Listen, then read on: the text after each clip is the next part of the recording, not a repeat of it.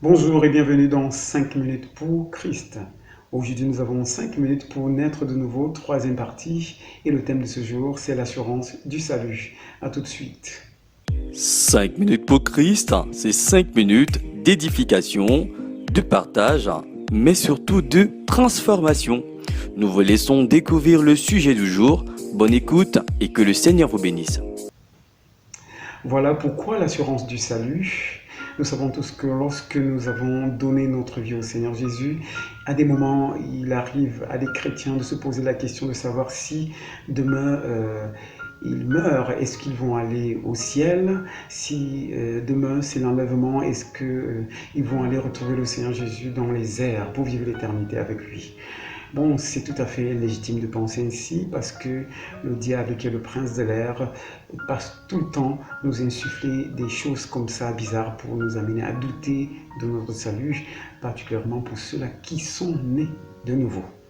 Amen. Nous allons donc lire des références bibliques qui vont nous conduire comme ça dans l'assurance du salut, qui vont nous donner des indicateurs qui nous montrent que réellement nous sommes sauvés ou pas. Nous allons donc lire Romains 8, verset 16. L'Esprit lui-même rend témoignage à notre esprit que nous sommes enfants de Dieu. Oui, le premier indicateur que nous avons, c'est ce témoignage interne que nous avons. L'Esprit de Dieu, le Saint-Esprit rend témoignage à notre esprit que nous sommes sauvés. Souvenons-nous que dans Éphésiens 1, nous avons vu que lorsque nous donnons notre vie au Seigneur Jésus, nous sommes scellés du Saint-Esprit. C'est le Saint-Esprit qui vient confirmer tout simplement. Et cet indicateur doit nous rassurer que nous sommes enfants de Dieu, c'est-à-dire que nous ne sommes plus des créatures, parce que la créature vivait dans la condamnation.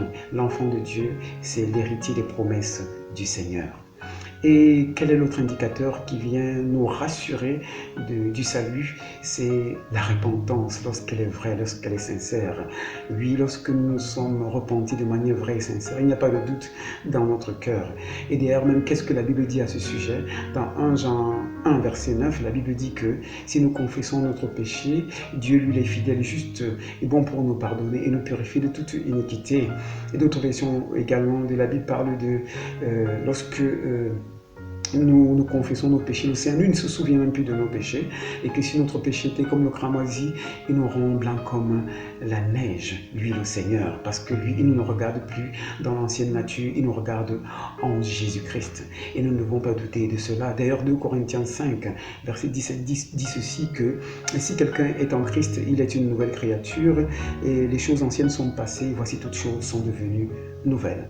Pourquoi? Parce que beaucoup croupissent sous le poids de la culpabilité et sont taxés de pécheurs, de fornicateurs, de menteurs, de voleurs, parce que les gens s'attardent dans leur ancienne vie, leur vie de péché. Si tu es dans ce cas de figure, alors ne regarde pas aux accusations des hommes, pense tout simplement au brigand sur la croix, que j'aime beaucoup, qui lui a reçu l'éternité sur la croix, pendant que le monde est en train de le fustiger, de le condamner. Lui, il a donné sa vie au Seigneur Jésus, et Jésus n'a pas regardé à son état, il a regardé à son cœur, et il a reçu l'éternité.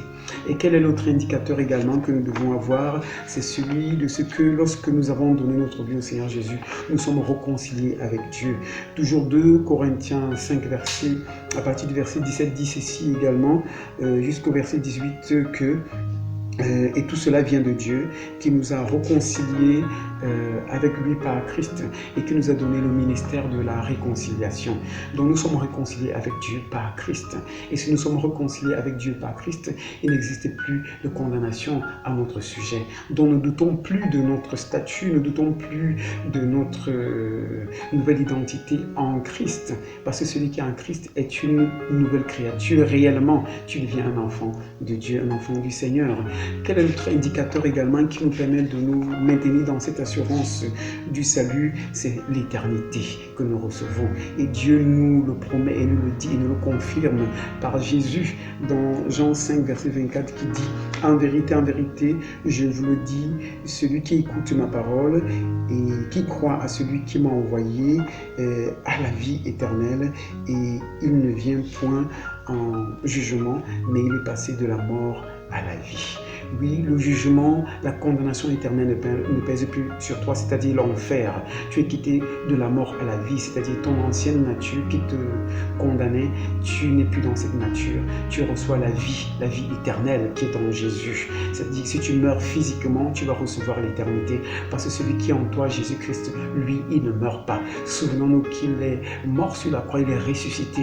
Il vit désormais en toi, qu'il a confessé. Il est également assis auprès du Père où il intercède en ta faveur.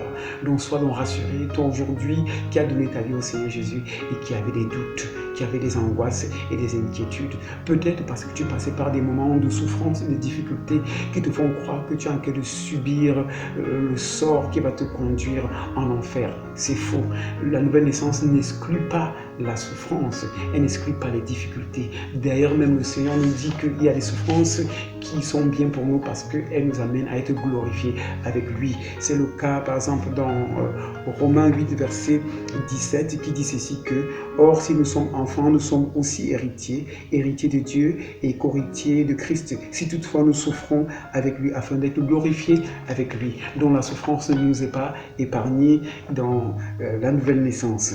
Et également, il y a Hébreux au chapitre 12 qui en parle, que je vous invite à lire, et le chapitre 12 est clair à ce sujet. Néanmoins, lisons quand même un verset, le verset 6 qui dit ceci: « Car le Seigneur châtie celui qu'il aime et il frappe de la verge tout ce qu'il reconnaît pour des fils. » Donc voici un peu le sort qui nous est réservé aussi. De temps en temps, le Seigneur peut nous corriger pour nous ramener juste sur le bon et le droit chemin afin que nous arrivons à la destination finale qui est celle de l'éternité. Alors sois béni, sois rassuré. Si tu as des questions, n'hésite pas à les poser. Que le Seigneur te bénisse. Nous allons prier. Seigneur Jésus, je te bénis, je te rends grâce et je te reçois dans mon cœur comme mon Seigneur, mon Sauveur et mon unique Maître. Fais de moi la nouvelle créature que tu veux que je sois et glorifie-toi dans ma vie. Si tu as prié avec foi, crois qu'il est avec toi. Sois béni. Amen. Tu as une question ou alors une préoccupation, tu peux nous contacter directement en composant l'un de ces numéros.